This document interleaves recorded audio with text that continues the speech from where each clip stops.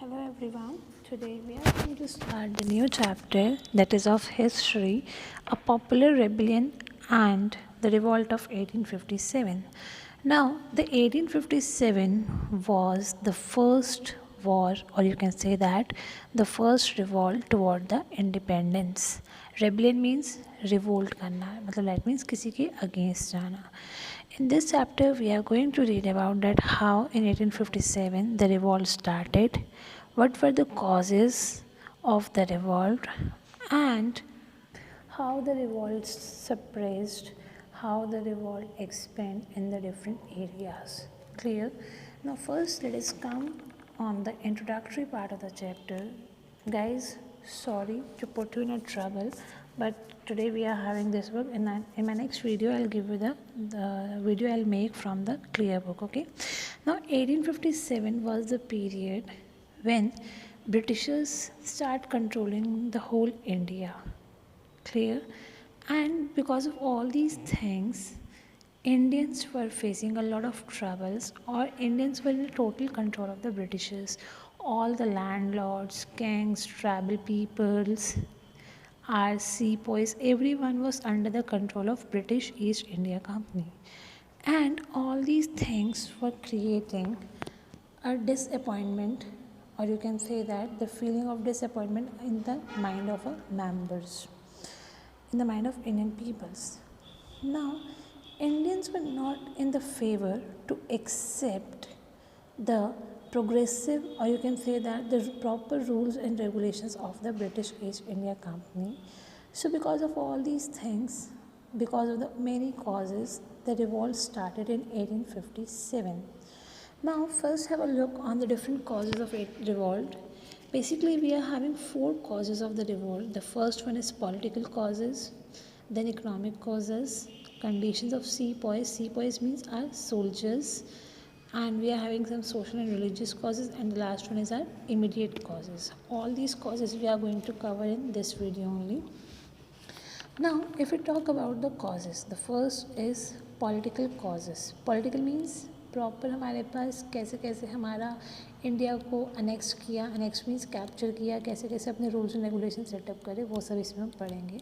If you talk about the political causes, the first thing that Britishers start imposing different alliances, different programs, और you can say that different systems उन्होंने वहाँ पे introduce करने start करे, so that they can able to annex the whole country, that like the subsidiary alliance, the doctrine of lapse, they just all these were introduce so that they can able to annex means capture करना, Indian territories, Indian rulers की territories को वो capture कर सकें. Now the rulers of nawabs also lost their powers. People felt very panic, they start feeling very panic, and they used to have insecurity in their mind कि भाई अगर Britishers ने धीरे धीरे करके सब कुछ रूल करना स्टार्ट कर दिया तो their control will be lost. Clear? So in this way, the first thing which was introduced by the Britishers is that Britishers stop the program of this adopted sons. ठीक है, अगर कहीं किसी का बेबी, किसी रूलर का baby नहीं है and they are adopting a son from somewhere else, so this system was not accepted by the Britishers. Similarly, Rani of Jhansi also adopted this system, and after that Nana Sahib and Peshwas Bajirao also adopted the son over there. So in this way they stopped this system that you guys are not allowed, that means the kings were not allowed to adopt a son from outside. Suppose if a person is not having any son over there, so उनका kingdom किसके पास चला जाता, directly Britishers के पास चला जाता था. ठीक है. So firstly this system was introduce कि आप बाहर कहीं और से भी अडॉप्ट नहीं कर सकते हो, जिसकी वजह से क्या था, सारा का सारा सिस्टम किसके हाथ में आता था, ब्रिटिश ईस्ट इंडिया कंपनी के हाथ में आता था. Apart from that the British also abolish the titles. Abolish means ख़त्म करना. अलग अलग टाइटल्स थे जैसे, उन्होंने वो ख़त्म कर दिए. 1849 में they introduce the governor general Dalhousie ने क्या अनाउंस किया, दैट मीन बहादुर शाह जाफ़र के जो सक्सेसर्स हैं, now they are not allowed to stay in the red fort. ठीक है, उन्होंने वो सब चीज़ें मना कर दी. टाइटल्स मुग़ल किंग्स के अपने कॉइन्स थे, वो सब यूज़ करवाने बंद कर दिए. As well as earlier the Britishers made promise with the king कि हम आपकी कंपनी में इन्वॉल्व नहीं होंगे, हम अपनी कंपनी का रूल इन्वॉल्व नहीं करेंगे, we will help your rule empire और and all. But later on उन्होंने क्या करा, धीरे धीरे करके सिर्फ अपना मिलिट्री और अपनी पॉलिटिकल पावर्स को इस्टेब्लिश करना स्टार्ट कर दिया था वहाँ पे। अवध को भी वहाँ पे सब्सिडरी अलायंस एक्सेप्ट करना पड़ा। दैट मीन्स ब्रिटिशर्स जो थे उन्होंने वहाँ पे क्या करा कि अब वहाँ पे सिस्टम जो है सिर्फ और सिर्फ इंडियन गवर्नमेंट ब्रिटिशर्स का ही चलेगा, बिकॉज उन्होंने बोला कि the way you are governing your empire is not a perfect one. ठीक है, as well as Britishers also defeated. Britishers ने फर्स्ट अफगान वॉर में जब वो हार गए थे तो उन्हें लगा कि हाँ भाई उनकी when Britishers failed or you can say lose the war of Afghan, तो somehow लोगों के माइंड में लगा कि नहीं, these Britishers are not this much superior, इतने अच्छे नहीं हैं वो। But apart from that, many landlords and zamindars were also deprived।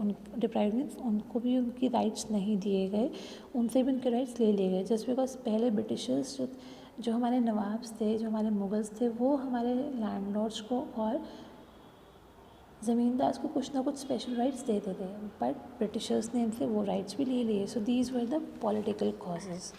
The next one we are having is the economic problems. In the economic problems like regarding the money, monetary system से regarding जो जो problems वहाँ पर आई।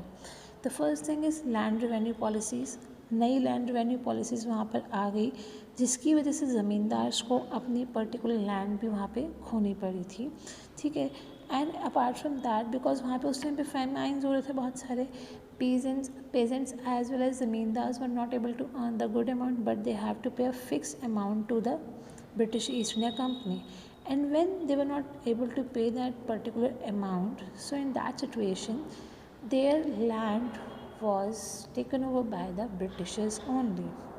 Apart from that industrial revolution also started in the Europe, जिसका effect किस पर आया, हमारी इंडियन इकोनॉमी पे आया, बिकॉज यूरोप के लोगों ने यहाँ से आके हमारे से रॉ मटेरियल कलेक्ट करना स्टार्ट कर दिया।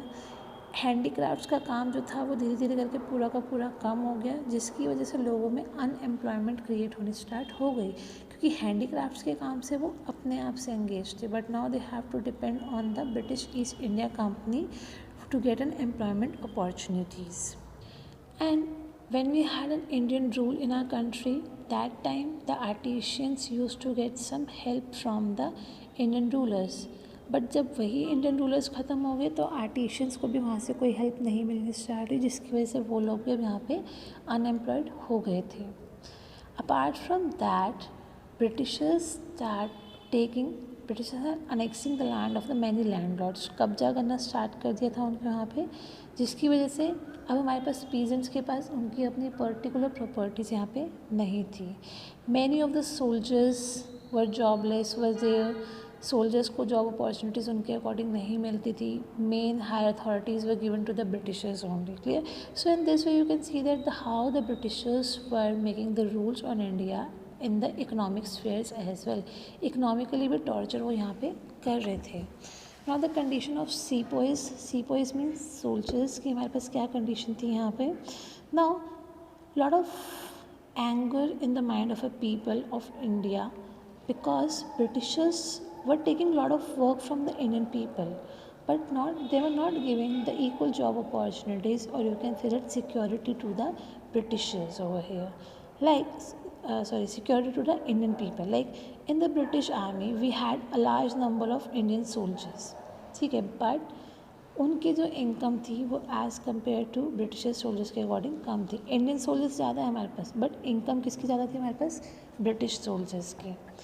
इंडियन सोल्जर्स के पास प्रमोशन के चांसेस बहुत कम होते थे, जितनी भी हाई पोस्ट पे वो सारे के सारे कौन होते थे, ब्रिटिशर्स होते थे, और जो हाईएस्ट रैंक थी हमारे पास वहाँ पे वो हमारे पास क्या कहलाती थी, एज एन सूबेदार। इंडियन सोल्जर्स अगेंस्ट थे ओवरसीज सर्विसेज के, कि भाई हम लोग किसी और कंट्री में जाके काम नहीं करेंगे, बट कंपनी ने इसे कंपल्सरी डिक्लेयर कर दिया, तो जिसकी वजह से क्या हुआ, उनके माइंड में एंगर हो गया। कंपनी ने बोला कि भाई if you just go to the overseas, तुम किसी और कंट्रीज़ में जाके अपना काम करोगे so as an soldiers, so you will get an extra allowance, and that extra allowance were known as the bhatta. Clear? And the soldiers were also not allowed to use their customs, like जैसे कि Indian soldiers they use to apply tilak, ठीक है, they had some beard trends, turbans they used to wear, वो सब भी soldiers को मना कर दिया गया था कि that you people and Indian soldiers were not allowed to use all these things. And soldiers also believed that कि ब्रिटिशर्स जो थे उनके रिलीजन से कन्वर्ट करके उन्हें क्रिश्चियनिटी में कन्वर्ट करना स्टार्ट कर रहे थे. All these things create an anger among the soldiers, जिसकी वजह से उन्हें इसमें प्रॉब्लम्स फेस करनी पड़ी.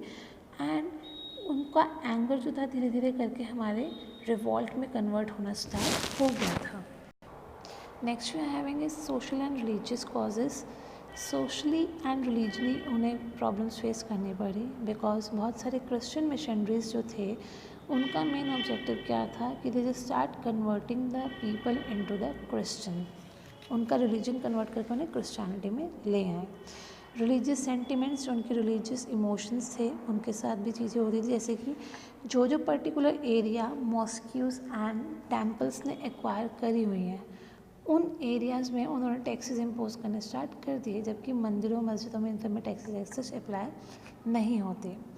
फिर ब्रिटिशर्स ने इंडिया के जितने भी सोशल चेंजेस लेकर आने लगे, जो हमारे कस्टम्स थे उसमें चेंजेस लेकर आने लगे, जैसे कि sati system was there, female infanticide was there. इन सब चीज़ों को बंद करने लगे हमारे ब्रिटिशर्स यहाँ पे.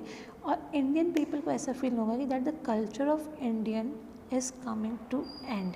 बट ऑल्दो पर्सनली और वैसे अगर हम देखा जाए तो जब ये सिस्टम ख़त्म हुए, female infanticide sati system was ख़त्म हुआ, तो that was good for our nation. But उस टाइम पे क्या लगने लगा था लोगों को कि भाई हमारे कस्टम्स के अगेंस्ट जा रहे हैं, इसलिए उन्हें इन सब चीज़ों से प्रॉब्लम होनी स्टार्ट हो गई थी.